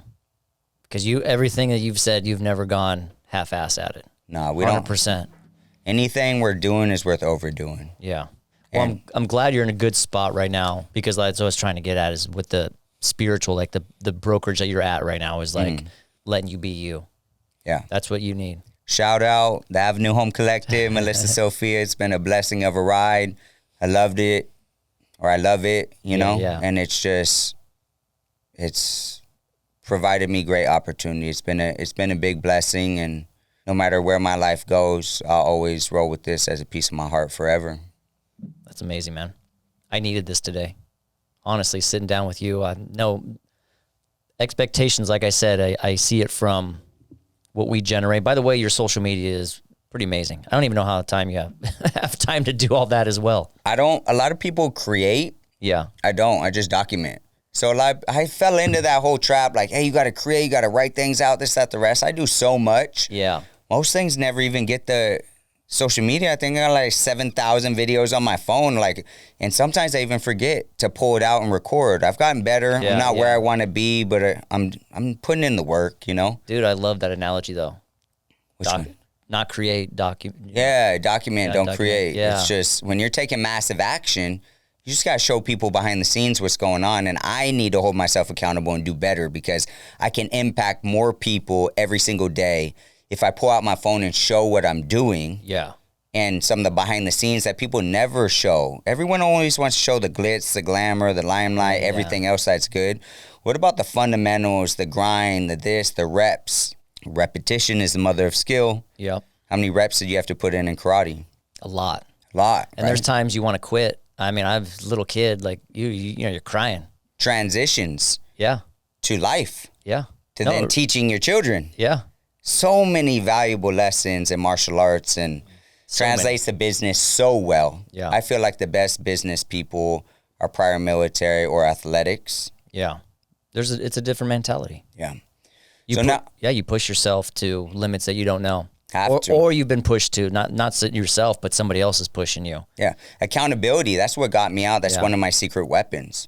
People are like, oh, well, what do you do, this, that? I'm like, I hold myself accountable. Like, I go to the gym and have a coach for a reason. I know I could work out. I know certain things I have to do, but there's nothing like having an accountability partner because I know I'll let myself down. Yeah. But I will never let you down. When the alarm goes off and it's just by myself, I'm like, let me hit snooze. Yeah. But I know that you're waking up too, and I don't want to be late. You know, I'm like, oh shit, I'm gonna get up because it's tied to an accountability that helps get me out of bed. Not everyone's like that. Some people are self-motivated. You could do it on yourself, etc. I hate waking up early. I do it because it's mandatory. It's non-negotiable now. Yeah. But I tie it to some type of accountability so that I can get the job done. So you have to learn your formula for you because what works for me won't work for you. What won't work for him. You know what I mean? So it's just like, find out what your recipe is, your formula. I have surgeries, things like that I've been through where I can't do dips because it hurts my shoulder or my knee and ACL meniscus reconstruction, things like that. But it doesn't mean that I can't still work that muscle group. Right. The formula is different. And so the formula is different even into real estate because I didn't try and fit the mold or do whatever everyone else is doing. Right. So as I identified all these massive opportunity for growth, I went ahead and put someone on my team that does it better than I do so I could focus on the real needle movers of my business, which is the more hands you shake, the more money you make. Right. Which is focusing on showing homes, demonstrating value, paying attention. What's the indicators of things that I should write into the contract or what I should look out for, things that I think I could further leverage throughout the transaction. Get the contract signed and then give it to a member on my staff that has been trained in mediations, looking at documents with a fine-tooth comb. Like, I don't enjoy those aspects of real estate, but I know it's a necessity. Right. Most people hire a transaction coordinator and then just send it out when they've never reviewed the documents themselves. The TC doesn't. They just create the documents. And then the average education level in America is a high school diploma. The average reading level in America is 7th grade reading level. And these contracts are written for lawyers, not the average everyday consumer. And so these people are opening up electronic DocuSign packages, which are electronic signatures, and they're becoming overwhelmed and they're just saying, oh, I'm going to just sign, click. Yeah. And then that's why we have so many mediations, arbitrations, litigations, lawsuits, evictions, you name it, right? So I put someone on my team. Most people build a front team like, I want more listing agents, buyer's agents, etc. I'm like, I want a core admin staff that knows that when I look you in the eyes and I tell you that this is a good deal and that we've crossed our T's, dot our I's, that multiple people have gone through the documents and multiple level review process, even though the state of California has never trained me on any of these documents. Right. I put a broker, mediator, someone in charge of reviewing all these documents and then extracting any red flags, material facts, gone over your short-term and your long-term goals, and seeing how this transaction plays a role into that. Yeah. And go through it so that we sell to the experience. It's not just a home. This is an investment whether you believe that or not. And we're changing your fundamental thought process. And the last thing that I want to do is put you in a bad position or have something that wasn't disclosed that I didn't know because I didn't know where to look because I haven't been trained on where to look. And I'm also overwhelmed as well. And I'm your real estate agent and guide. So most agents aren't putting themselves in a position to be asked a question they don't know the answer to. And yet you're getting 1, 2, 5, 6, 800 pages of documents throughout a real estate transaction force-fed to the consumer. And no one's looking through them. It's a major plague in our industry, and that's why Real Estate Shield was born. Yeah. doing things differently. It's crazy because I'm going to go back to a little bit about your fighting aspect of it. It's everything we do in real estate, like leading all the other contracts and you reading all that shit, that's cutting weight, man. Yeah. That's all the stuff behind the scenes that people don't, in our industry, don't know that you're doing. Yeah. Right? And you do it here, man. You're doing it top notch. Everything that you're saying is like what everybody, this whole industry should be doing. Well, there's customer service is at an all-time low in America. Yeah. That's hands down everywhere. Yeah. Yeah. Expertise, there almost is non-existent in the real estate industry because it's certification mill and everyone has them. Yeah. And then accountability from the top down is horrific. Yeah. To say that we don't train agents on the contracts because they change so much is such bullshit. All you do is add more disclaimers and more things into the actual contracts to remove the agent and the broker for any type of liability. Yeah. So that you end up telling the buyer or the seller, hey, you have to go about this on your own, you guys. Then they exhaust them into submission and nothing ever gets filed or lawsuits don't get completed, even though someone could be righteously awarded something of value because they got screwed over, but they don't have the proper guide. They don't have the resources and they don't have the expertise in order to get them to the end destination. Yeah. And so an experienced sailor was not founded on ComC. So I've taken all my real estate transaction knowledge, which is hundreds of them. I do so many more deals than the average agent. They do about 2 to 4 homes a year. I maintained a transaction level of 55, 65, 75 deals a year, solo, no assistant, etc. Yeah. Because of the way that I built my team and the thoroughness that we have and the ability to serve at such a high level. And the goal is to be a disruptor, but to be truly a lighthouse and a beacon of hope for change in the real estate industry, because it needs an overhaul. We're operating like it's 1970 and it's not. It's 2023. There needs to be accountability at the top down, and there needs to be some serious changes in the real estate industry in order to overhaul it. And it's going to take people. And so I don't mind being the only one right now that's calling everyone out that says, hey, what's going on? Who's going to make the change? Yeah.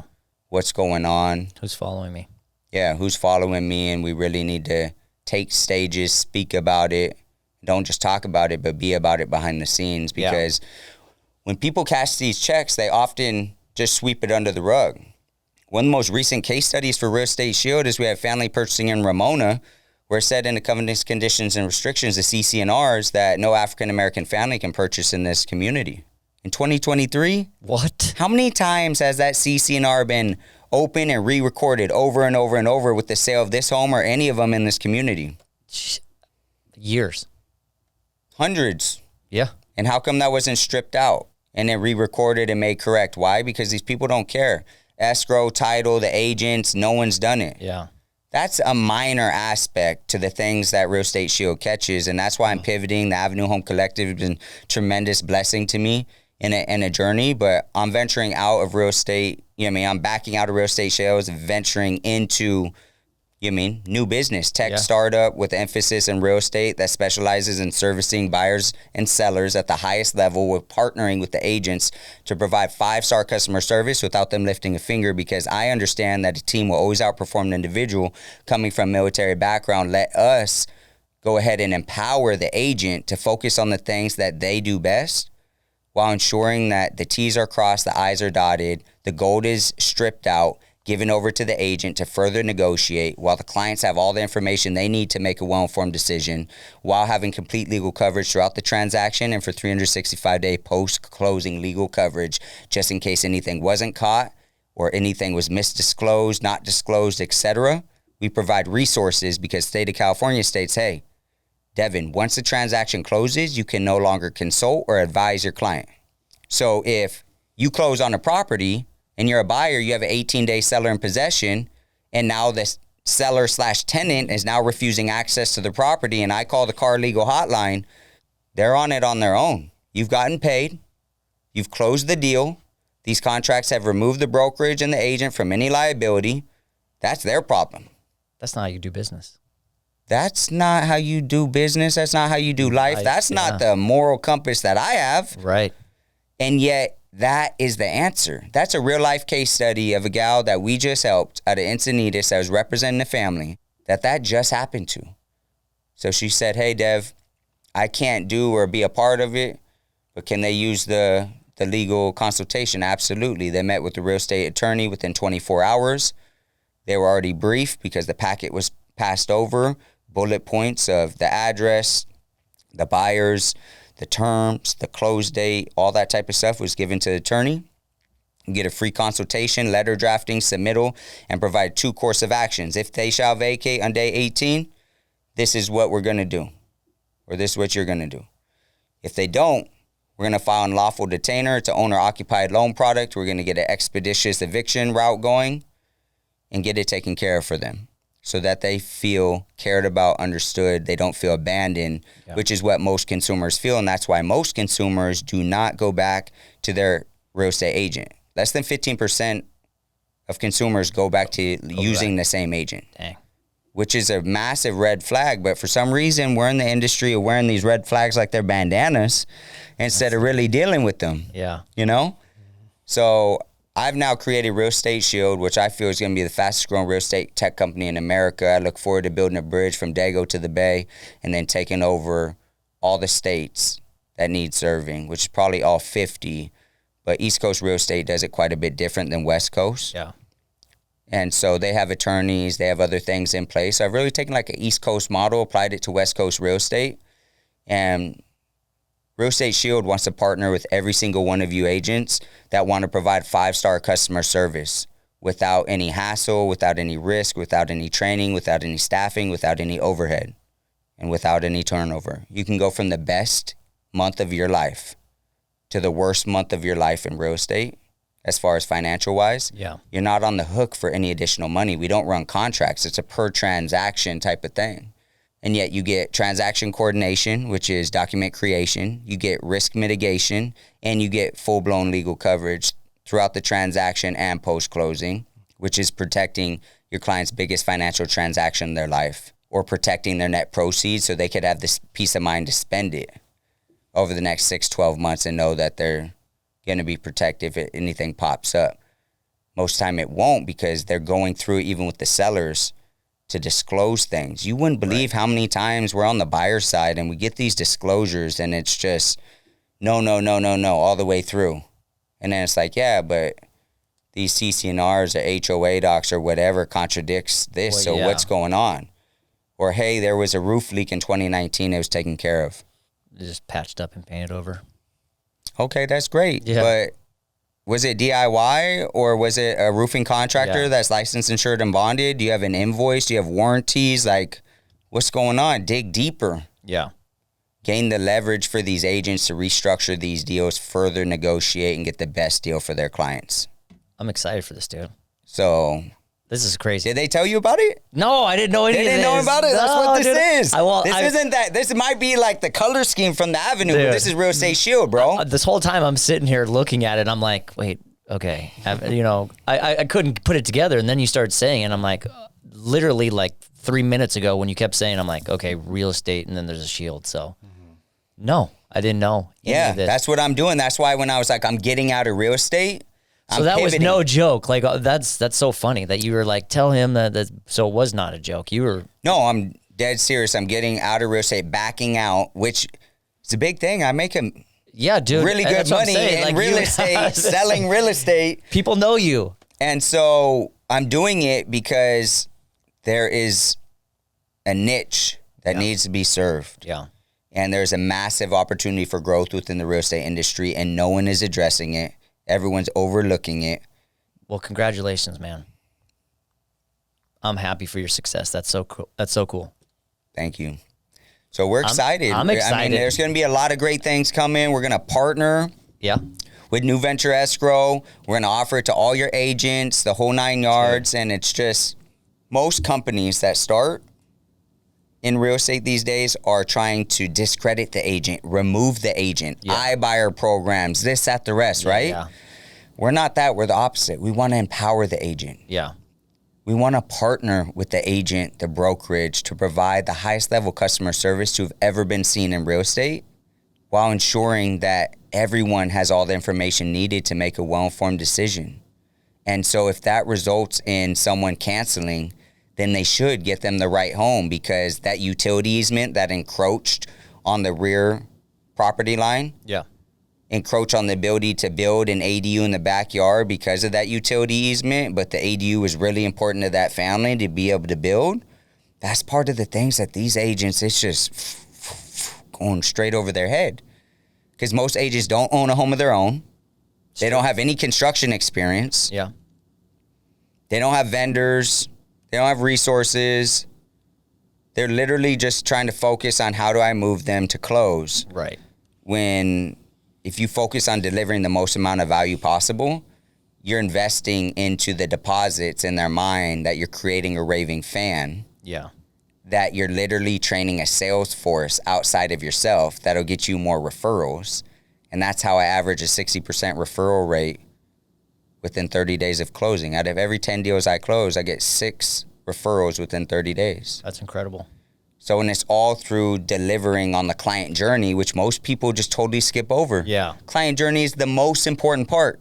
But no one wants to put themselves in a position to be like, hey, I'm a new agent. I don't own a home. I do own a home or whatever. I'm selling multifamily. I don't own multifamily, etc. Saying I want a partner, I need a guide, or I need mentorship because these people are trusting me regardless. Like, we're not cutting out the agent. We're empowering the agent to provide something that is non-existent in this industry. Yeah. Just traveling around the world where I realized that's the package model that I want. Because in America, we're typically known for superior customer service. Not in this industry, but in America compared to the rest of the world. But the product is very, very poor. Like the food poisons you, things break, etc. Like the product is typically very poor. Around the world, their customer service is very poor, but the product is like excellent. What they build doesn't break. The food is amazing. I'd be in restaurants and be like, damn, did they see my blue passport? Do they know I'm American? Like, they keep skipping over me. They're not serving me. They're kind of rude. And then I get the food and I'm like, this is amazing. Yeah. Oh my God. Like, and so I started thinking, how can I take the best quality customer service and the best product and put that together in my line of work and then serve? Because when you help others get what they want, you'll ultimately get what you want. Yeah. That's one of the laws of the universe. It's unwritten, but it's a law. And so when you just focus on contributing, abundant mindset, how to serve at the highest level, I just taken my risk management approach that I learned in the military.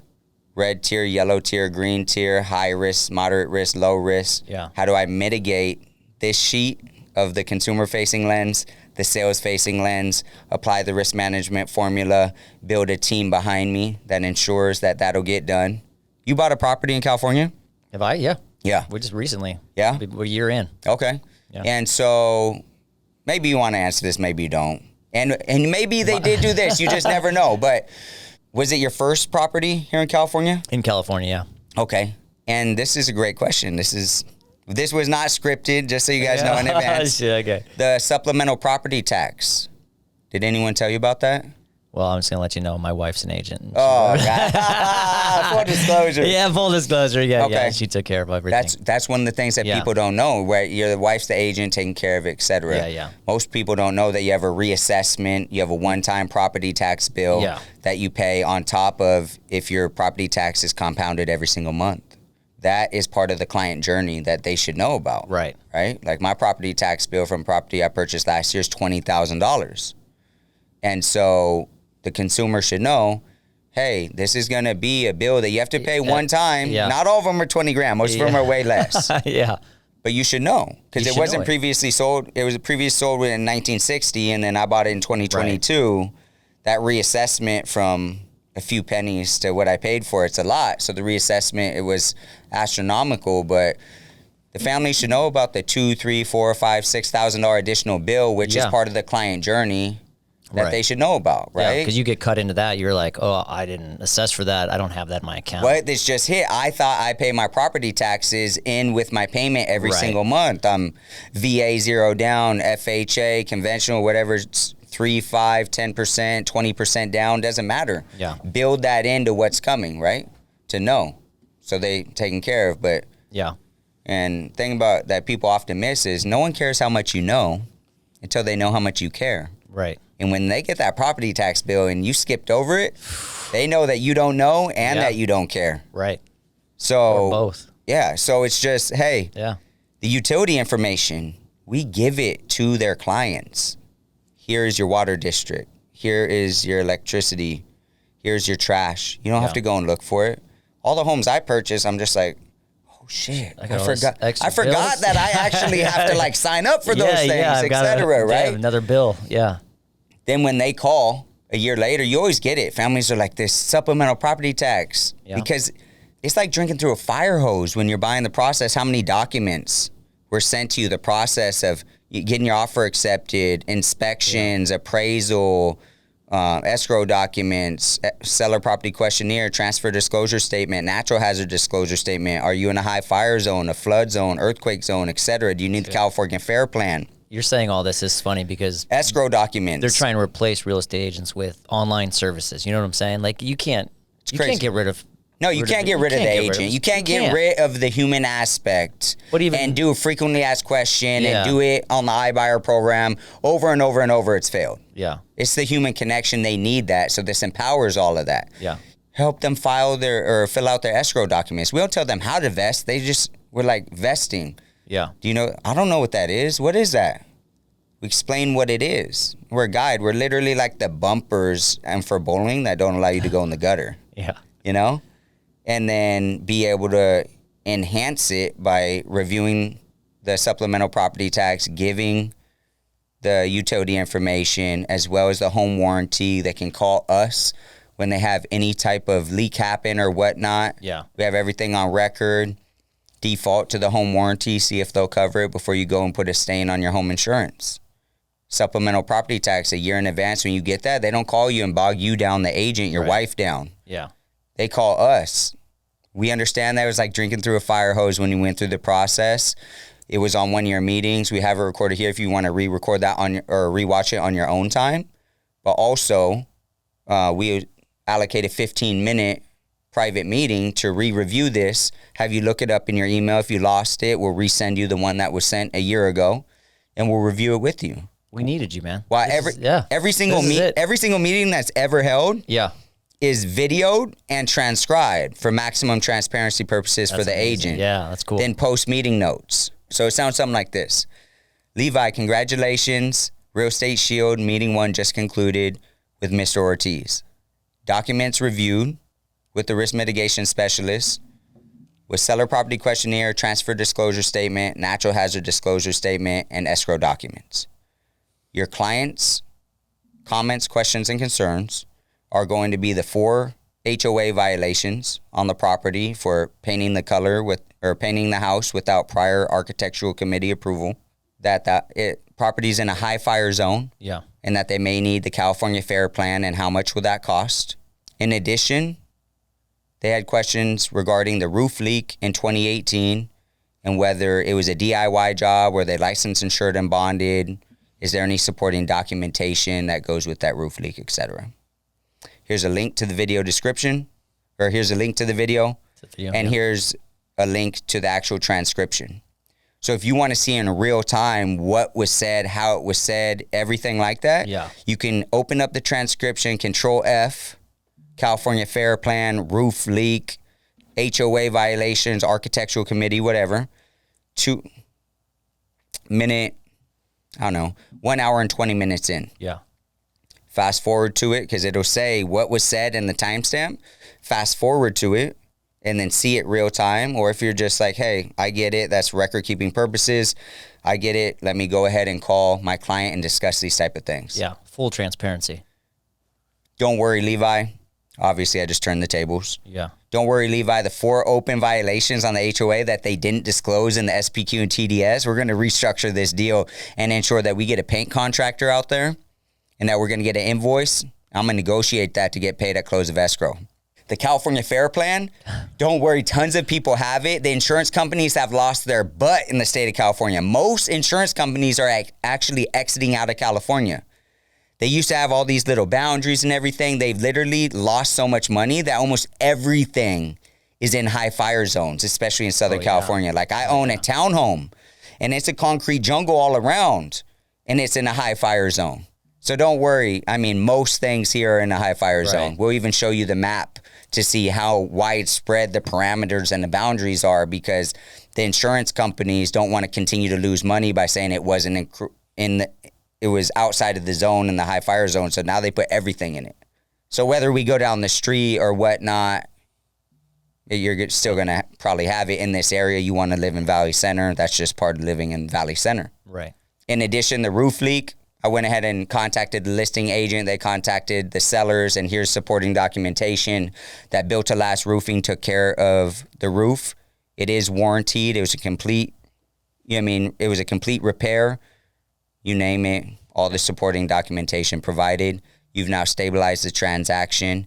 You've uncovered things. You've extracted material facts that can further negotiate the deal for your clients. So this is all to benefit real estate agents. This is all tools in their tool belt to help them. There's no login. There's no system to learn. There's no dashboard. Yeah. You literally go to realestateshield.com, hit the book a new transaction link, put in your information. The onboarding specialist will give you a call. And this is live. We're ready to go. Live, ready to go. Literally give you a call, get to know a little bit about yourself, your communication, preferred method of communication, phone call, email, text message, text, email, phone call. Yeah. What is it? What is that going on with the property that may not be in the MLS? How can we better prepare for your clients? What DISC personality profile, if you know that? Are they a high D in driver? Are they SC? Yeah. Their I profile, etc. And then you do all that as well. What is their preferred method of communication? Yeah. And you attach this to the transaction. We're a digital document review service. We're literally an administrative document review service to empower you to be able to not get stuck in the minutia. Right. And focus on the real needle movers in your business. Wow, if you're an agent and you don't know this, you're more than welcome to come onto these meetings and get trained and learn from a true subject matter expert and understand these documents very thoroughly so you can now be Yoda. And it's like going to a foundation inspection. Yeah. Like if you're an agent and you don't know anything about foundation, like you better be there. Your client just paid $650 for an engineer to go out there. Go and get that experience. Right. We welcome agents to come on, learn. The risk mitigation team will not put you in a position to look like you don't know what you're talking about. We literally are an extension of you and your team, etc. And the star is always you the entire time, so you get more referrals. You empower your business, and it's a spark plug. You can plug us in when you need us. You can remove us when you're not, right? You can best month of your life. You don't do any transactions because you're in Italy. Yeah. You don't have any costs. You don't have any overhead. You're good to go. We're here and waiting for you when you get back on the train and you start moving some transactions. Damn, man. So this industry needed you. I'm telling you.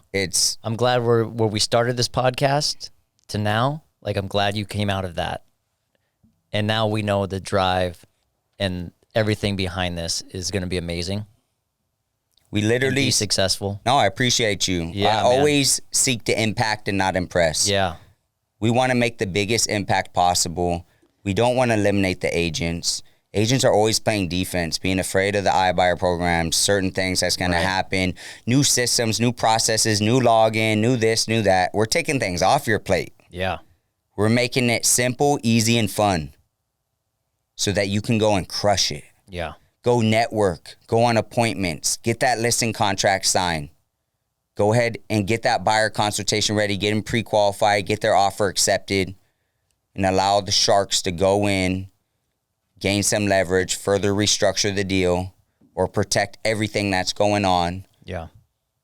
And it's merely an investment. Yeah. And so you can get this for absolutely no cost. You know that this free service, technically, if you do it right, this is a free service. As an agent, you tell your buyer or seller that, hey, this is protecting your biggest financial transaction of your entire life. You're spending the average price of a home just crossed over $1 million in San Diego. Isn't that crazy?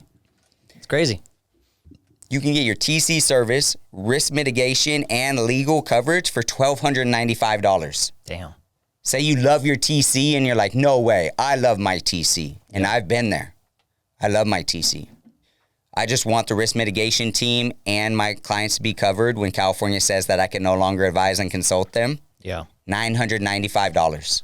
You telling me that if you tell your clients that this is all the value that's going to be delivered, and where real estate and the state of California is coming up short, right, and it's included in their closing costs, so if we don't close, you don't pay, you're out of your mind if you think that they won't pay for that. Yeah. And then from there, you go ahead and you let them know if they're still pushing back, that within 72 hours prior to closing, if they don't see the value in Real Estate Shield, that you'll cover it at no cost to them. And that the first $995 negotiated throughout the transaction through the material facts that are extracted from this service will be applied towards that invoice. So on a $15,000 credit, the first $995 goes to Real Estate Shield and the $1,405 goes to you, while protecting you just in case anything else comes up a year down the line. They will absolutely say yes. We ran 400 transactions through beta. 95% of all buyers and sellers elected, I'm proud to pay this service. Yeah. I'm in. And we offer the agents a money-back guarantee that if you do not see the value demonstrated within your transaction, that we will cover the cost. We just say if you get the combination package with the TC, the risk mitigation, and the legal, that you cover the TC cost, because that is a service that was provided. Yeah. But if you don't see value in the rest of it, we'll cover it. You can literally be able to be a solo agent and sell your confidence at the highest level, the ability to provide a day one agent, the ability to provide a 30-year level of experience, while it provides the 30-year agent the ability to have their time back, reducing the overall risk associated with the brokerage. Right. While providing everyone value, all-encompassing, and protecting the consumer on both the buyer and the seller side. There's never been a greater product in real estate, and I'm proud to be the founder of it. We're proud to have you, man. And all I can think about is when you're talking right now is that little white kid getting beat up and you stepping in. This is you stepping in. This is you stepping in. I knew it. Like you might not have thought it then, but this is your mentality. This is what we needed. This industry is the little white kid getting beat up, and your company, Real Estate Shield, stepping in and helping out. Like you said, that's the most powerful thing too, is how many people have been in this industry 30 years and can get back the first 10 of struggling, of not knowing, of terrible mentors, Mm-hmm. And right here is where it's at. So congratulations on all your success, man. I'm excited for your future and what you're going to do, because you're not, that's not even the top, dude. You're still going to go. Yeah, we're still going, looking for the biggest partnerships in the game so we can make the biggest impact in the short amount of time. I always choose people over profit. That's always been my motto. It'll always be my motto. I'll never choose profit over people. It's always people over profit. We'll always do the right thing. And so I'm looking for partnerships. I'm looking for companies that understand value, that want to deliver the highest quality customer service you have ever been seen, and really raise an eyebrow and bring awareness to the fact of everything that National Association of Realtors, I'm calling you out. California Association of Realtors, I'm calling you out. There needs to be an overhaul. And so if I have to be the first person to raise my hand and say, hey, the change, it's starting today. And so raising awareness, taking stages, speaking about it. Yeah. Saying, hey, I'm not here to disrupt anything that shouldn't be disrupted.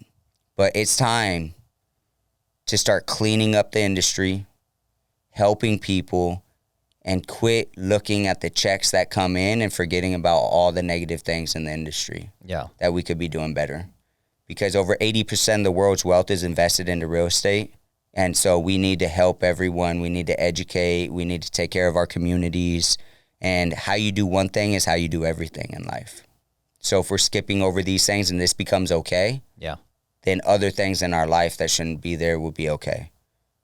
So let's just all 100%. Hold each other accountable, police each other up. A rising tide lifts all ships. Yep.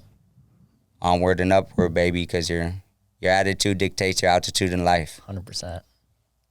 Well, I appreciate you coming on today. Yeah, thank you for having me. You're breaking all records here. This is the longest podcast I've ever had. Really? Yeah. I love it. I love it, though, man. That's why all the movement's been going on. Like, hey, whoa, overtime.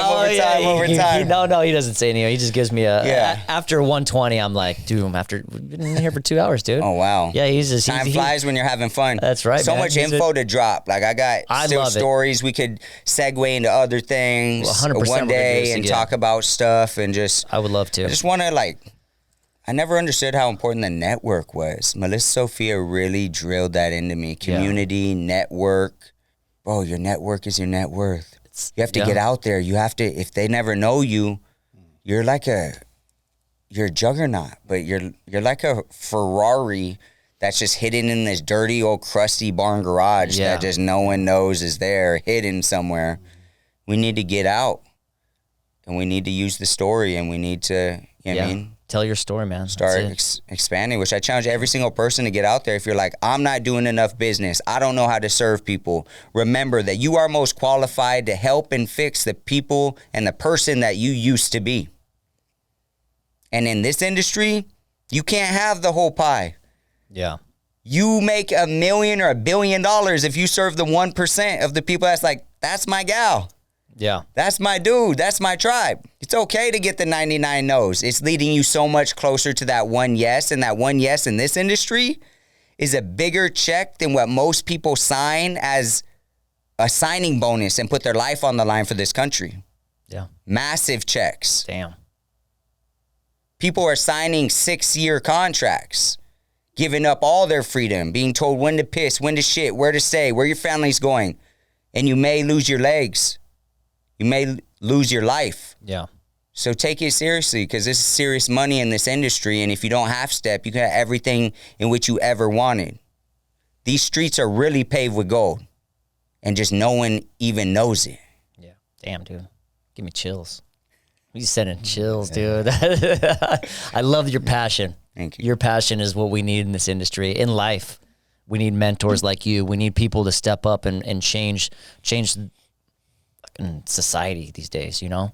So I appreciate you coming on here and just making this be in the lane. Like, whatever you're doing, if it doesn't set your soul on fire. Yeah. What Melissa taught me was like, I was like, how do I know if I do it? She's like, does it give you a full body fuck yeah? I'm like, no. She's like, then it's not right. Yeah, it's not right. If it gives you a full body fuck yeah, do it. If it lights your soul on fire, be in pursuit of finding what lights your soul on fire. And it's okay to use things as a stepping stone and know that what you're doing right now doesn't set your soul on fire, but that you're in the pursuit of getting there. And that when you have enough discipline to follow something through day in, day out, week in, week out, month in, month out, year in, year out, the universe will help you get what you want no matter what. Hard work has never been denied in the history of the world. Hard work can never be denied. 100%. Well, we're going to leave you on that, man. Let's go, baby. Let's go. Tell everybody where they can find you, for one. You can find me at Deven Ortiz on Instagram, Real Estate Shield. If you are an agent and you would like to be the top person in your team, the top person in your office, the top person in your city, while not being stuck in the minutia, with being able to get straight killer coaching and providing the highest customer service you have ever been seen in real estate, Real Estate Shield would love to partner with you. You go to realestateshield.com, you hit the book a new transaction link, you fill out the information, the onboarding specialist will give you a call, and you sit back and allow Real Estate Shield to take care of the rest. All right, my man. I appreciate you. Thanks again for coming on. Thanks for taking time, because I know your time is valuable. So thank you for sitting down.